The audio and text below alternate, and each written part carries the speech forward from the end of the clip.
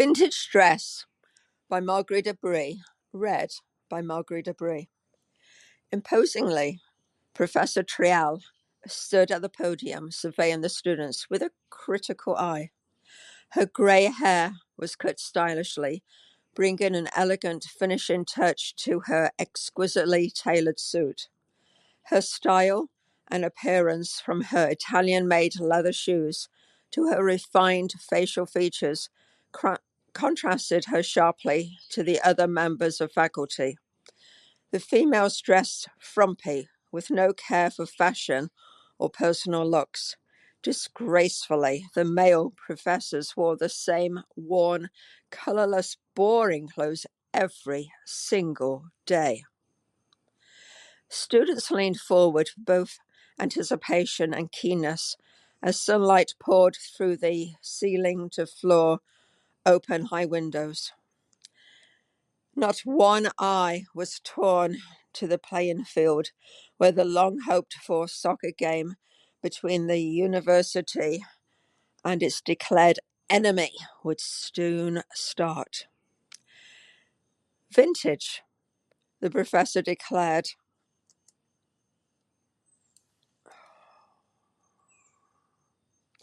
Allowing the word to hang in the air as though wishing the students to ponder it for a while, to evaluate it, dissect it, and savour it like a rare delicacy.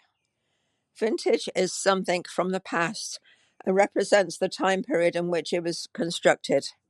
Interestingly, vintage means past its time, so we can talk about jewellery, clothing, cars, bikes, watches, and so on.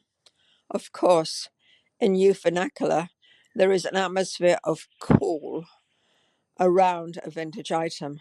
There is certainly an aura of nostalgia and a strong sense of excellent times in the past. Now pause for a moment and think if the words retro and vintage are synonyms, or are they subtly different?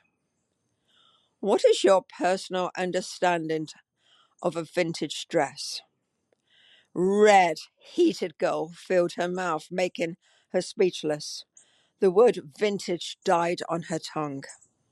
The only thing she loathed above all else was not her beautiful flowing vintage clothes, her vintage furniture, or her 1920 sports automobile. The one thing she detested was her vintage husband. He was dated, dull, and detestable. If she really wanted to, her vintage husband and all his vintage ways would be buried in some lonely spot, perhaps in a potter's field. So set in the 1950s, he still thought of women as inferior.